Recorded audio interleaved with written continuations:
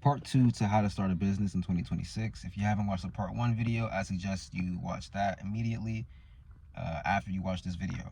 So, starting a business, you need to have full faith. You need to have faith in God. You have to have faith in God. The reason why you have to have faith in God is because there's an unknown outcome. You don't know how you're going to get there. You don't know what it's going to take for you to get there until you experience it.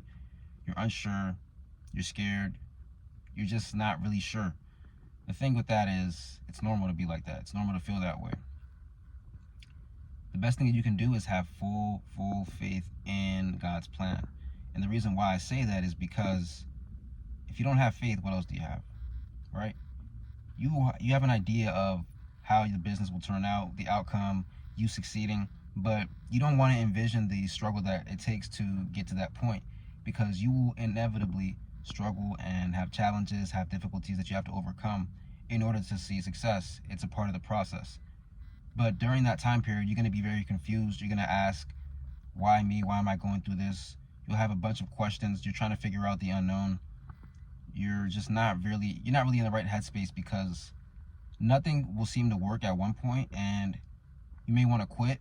You're asking yourself, like, God, you gave me this vision, because the vision, it's not something that you just came up with. It's been instilled in you, within you, by God. So you're saying, okay, you gave me this vision, you gave me this path, you gave me this idea, but I don't have the finances to push this out. I don't have the platform to speak out and expose what I'm doing. I don't have the network of people. I don't have the influence. I don't have the knowledge. Like, how can I even get to that point? How do you expect me to become successful? You gave me this idea, this vision to become successful. I imagine it, I dream about it all the time, but all I'm seeing now is just adversity. So how can I even get to that point? And this is when your thoughts will creep in and start to get the best of you. They want you to go back to the old person you've been. If you watch part 1, you're going to understand that person you've been is the person that you've been programmed to just be familiar with the person that you've always been, and that person is not able to run a business because it's a new version of you. It's a new identity. It's an identity shift. It's a mindset shift. But when you start to struggle and you don't see like the light at the end of the tunnel, it's easy to just turn around and go back to the beginning of the tunnel, where you've always been, the person you've always been before you decided to walk into this dark tunnel. And you need to know that, no, that person, you can't become that person. You can't go back to that person. Everything is pulling you towards going back to being the way you've always been.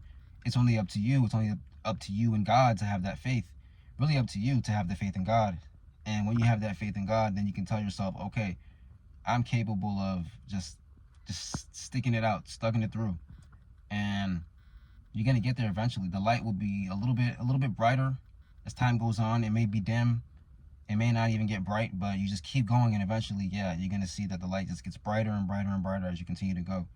But you cannot be the person that you've always been. That's part 1. I highly suggest you watch part 1.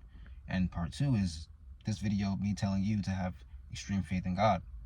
You have to have extreme faith in God, and you have to have the want to bring God with you on this journey. It's not just you fighting this journey. You have to understand God is with you. He's with you throughout this entire battle. He's watching you, right? He's seeing the progress. He's seeing the quote-unquote failure, and he wants you to embrace it all. You're not by yourself. He's with you. Ask him to walk with you.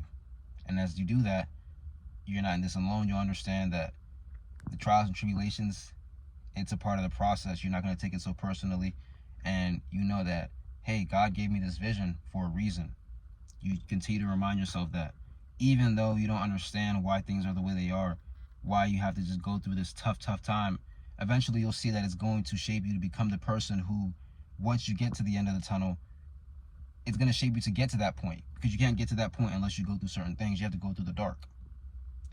You shape yourself by having extreme faith in God. You shape yourself by having extreme faith in God that you will get to the end of the tunnel. You'll get to the light at the end of the tunnel as you continue to have this extreme faith that you don't know how it's going to turn out, but you know that you will be successful. You'll get to the light at the end of the tunnel. You don't want to go back to where you've always been. And where you've always been, who you've always been, who everybody's familiar with, you, your friends, your family, the people you work with, it's the person who didn't even take the chance to walk into the tunnel. That's what it is when you start a business. You're taking that chance. You don't know how long it's going to take for you to get to the end of the tunnel. You know that eventually you'll get there, but it doesn't happen unless you have extreme faith in God.